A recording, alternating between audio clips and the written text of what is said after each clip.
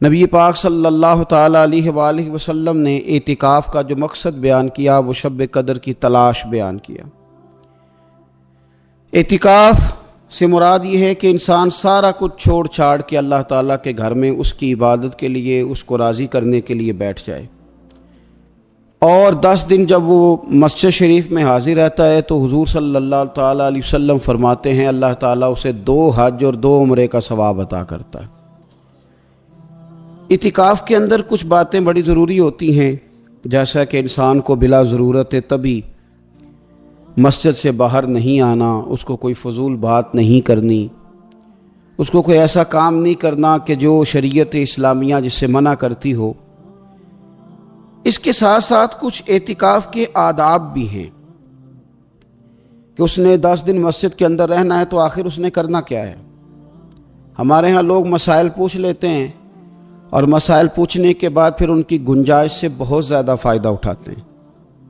اس میں کوئی شک نہیں ہے کہ باہر سے آنے جانے والے آدمی کے ساتھ آپ گفتگو کر سکتے ہیں، ضرورت کے تحت آپ ٹیلی فون پر بھی بات کر سکتے ہیں، لیکن اس کو اگر آپ نے یہی کام کرنا تھا اور بہت زیادہ وقت اسی پر ضائع کرنا تھا تو پھر تو آپ پہلے سے باہر موجود تھے۔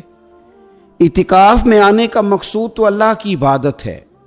اعتکاف میں جب آپ آ گئے تو اس کا مقصد ہے کہ آپ کچھ دنوں کے لیے لوگوں سے کٹ کے اللہ کی بارگاہ میں حاضر ہو گئے، آپ نے اپنے رب کو راضی کرنے کا ارادہ کر لیا۔ تو اعتکاف میں ایک تو شوق سے آئیں۔ ہمارے علماء نے لکھا ہے کہ زندگی میں ایک بار تو اعتکاف کاری لینا چاہیے، اس پر توجہ ہو ہی جانی چاہیے۔ وقت ملنا تو زندگی میں پراپر طریقے سے تو بڑا مشکل ہوتا ہے، لیکن وقت نکال کے اعتکاف میں ایک دفعہ تو زندگی میں آ ہی جانا چاہیے، اور کسی کو ہر سال موقع مل جائے تو پھر تو کیا ہی بات۔ تو اعتکاف کے اندر جو کام ہم نے کرنے ان میں سب سے زیادہ اور سب سے پیارا کام یہ ہے کہ کثرت کے ساتھ قرآن پاک کی تلاوت کریں۔ نبی پاک صلی اللہ تعالیٰ علیہ وآلہ وسلم رمضان المبارک میں قرآن پاک کا دور فرماتے تھے حضرت جبریل امین علیہ السلام کے ساتھ، اور جس سال حضور کا وصال ظاہری ہوا اس سال حضور فرماتے ہیں 2 مرتبہ قرآن پاک کا دور کیا۔ 2 دفعہ حضور نے حضرت جبریل امین کو قرآن شریف سنایا اور 2 دفعہ انہوں نے نبی پاک صلی اللہ علیہ وسلم کو سنایا۔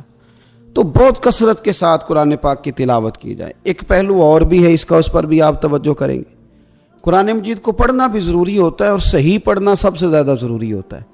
تو اگر آپ کسی ایسی مسجد میں تشریف فرما ہیں جہاں آپ کے لیے بندوبست کیا گیا ہے تو کوشش کریں کہ وہاں قاری صاحب سے، عالم صاحب سے، امام صاحب سے آپ قرآن مجید کو سیکھیں، اور کوئی زیادہ مشکل نہیں ہے۔ پورے 10 دن آپ موجود ہیں، اور اگر آپ 10 دن پوری توجہ کے ساتھ قرآن مجید کے مخارج پہ لگائیں گے تو امید ہے کہ بہت حد تک آپ کو قرآن مجید سمجھنے میں، پڑھنے میں آسانی ہونے لگے گی۔ دوسرا، اعتکاف میں جب آپ موجود ہیں تو آپ کو کوشش کرنی ہے کہ آپ محاسبہ نفس پر توجہ دیں۔ آپ اپنے اوپر غور کریں، زندگی میں کون سی ایسی غلطیاں ہیں جو جان نہیں چھوڑ رہی، ان کی کس طرح کر کے اصلاح کی جا سکتی ہے۔ کون سے ایسے کام ہیں جو میں کرتا ہوں تو اس غلطی میں زیادہ مبتلا ہو جاتا ہوں، اور کون سی ایسے کام ہیں، کون سی ایسی جگہ ہیں جہاں میں جاتا ہوں تو میرا ان غلطیوں سے نکلنے میں مجھے وہ جگہیں اور وہ کام مددگار ہوتے ہیں۔ تو اپنے محاسبہ نفس پر توجہ دی جائے۔ اعتکاف کے 10 دنوں میں موقع ملتا ہے انسان کو اپنے لیے سوچنے کا۔ حضرت مجدد الفسانی شیخ احمد فاروق سرہندی رحمۃ اللہ تعالی علیہ سے کسی نے پوچھا تھا کہ دنیا میں خوش نصیب شخص کون ہوتا ہے، تو فرمایا جسے دید قصور حاصل ہوتی ہے۔ حضور دید قصور کیا ہوتا ہے؟ فرمایا جسے اپنی غلطیاں نظر آنی شروع ہو جائیں۔ جب اللہ تعالیٰ کسی کے ساتھ بھلائی کا ارادہ کرتا ہے تو اس کی کمزوریاں، اس کی غلطیاں اس کے سامنے لاتا ہے تاکہ اسے اصلاح کا موقع ملے، اور جب ایسا نہیں ہوتا تو پھر تو لوگ جب غلطی مانیں گے ہی نہیں تو اصلاح کیسے ہوگی۔ تو اعتکاف کے 10 دنوں میں محاسبہ نفس پر خاص توجہ دیں، اپنی زندگی میں اپنا حساب کریں، اپنا حساب۔ اور جناب عمر فاروق رضی اللہ تعالیٰ عنہ کی وہ روایت ہمیں بتاتی ہے کہ حساب کر لو اس سے پہلے کہ تمہارا حساب کیا جائے۔ تیسری بات، ایک تو قرآن پاک پڑھیں گے، ایک محاسبہ نفس کریں گے، تیسری بات مراقبہ کریں۔ کچھ دیر کے لیے بیٹھیں، یہ غور کریں کہ رب تعالیٰ نے ہمیں نعمتیں کتنی عطا فرمائی ہیں۔ پھر یہ غور کریں کہ ان نعمتوں کے بارے میں، ان نعمتوں کے ساتھ ہماری عبادت کتنی ہے، ہمارا شکر کتنا ہے۔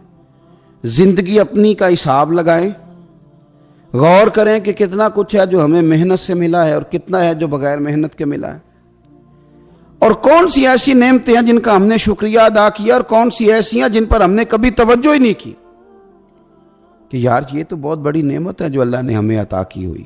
اپنی گردن کو جھکا کے تھوڑا غور و فکر کریں۔ تفکر کا درس دیا ہے قرآن پاک نے، بار بار کہا ہے تفکر کرو، غور کرو، تدبر کرو، تو یہ ہمیں موقع میسر آتا ہے۔ چوتھی بات، اعتکاف کے دنوں میں اپنے رب کریم کے ساتھ اپنی توجہ کو لگائیں۔ قرآن حکیم نے جو کہا نا کہ رب کی عبادت اس طرح کرو کہ تمہیں نا یقین حاصل ہو جائے، کھل کر اس کی بارگاہ میں سجدے کریں، دعائیں مانگیں۔ ہمارے صوفیہ فرماتے ہیں کہ ایک وقت آتا ہے کہ انسان کو خود اطمینان قلبی نصیب ہو جاتا ہے، اسے محسوس ہوتا ہے کہ واقعی میرا رب مجھ سے راضی ہے، اسے محسوس ہونے لگتا ہے کہ میں اپنے مالک کے قریب چلا گیا ہوں۔ وہ اس کثرت سے نفل پڑھتا ہے، اس ذوق کے ساتھ وہ اس کی بارگاہ میں دعائیں کرتا ہے، اس شوق کے ساتھ وہ تلاوت کرتا ہے، خود محسوس کرنے لگتا ہے کہ اب میرا دل لگنے لگ گیا ہے، اب میں دعا مانگتا ہوں تو مجھے لگتا ہے کہ قبولیت میری دعاؤں کے قریب آنے لگی ہے۔ اللہ نے ہمیں یہ موقع دیا ہے کہ ہم خوب اس پر توجہ کریں۔ پانچویں بات اعتکاف والوں کی خدمت میں یہ عرض کرنی ہے کہ پورے 10 دن ہمارے پاس موجود ہوں گے اور ہم نے مسجد میں ہونا ہے، تو کیوں نہ ایسا کریں کہ از اول تا آخر، صبح سے شام تک ہم ہر وہی کام اسی طریقے سے کرنے کی کوشش کریں جو طریقہ ہمیں رسول پاک نے عطا فرمایا۔ ہمارا کھانا، پینا، سونا، جاگنا، بولنا حضور کی اتباع میں لے آئیں۔ ہم ان 10 دنوں میں ہم پریکٹس کریں کہ ہم نے سنت کے مطابق، حضور کے طریقے کے مطابق سارے کام کرنے۔ آپ اگر یہ ارادہ کریں گے تو پتہ ہے مدینے والے محبوب علیہ السلام نے فرمایا جس نے میری ایک سنت کو زندہ کیا گئے گزرے دور میں رب اسے 100 شہیدوں کا ثواب عطا فرمائے گا۔ تو اتنا اعزاز ہے۔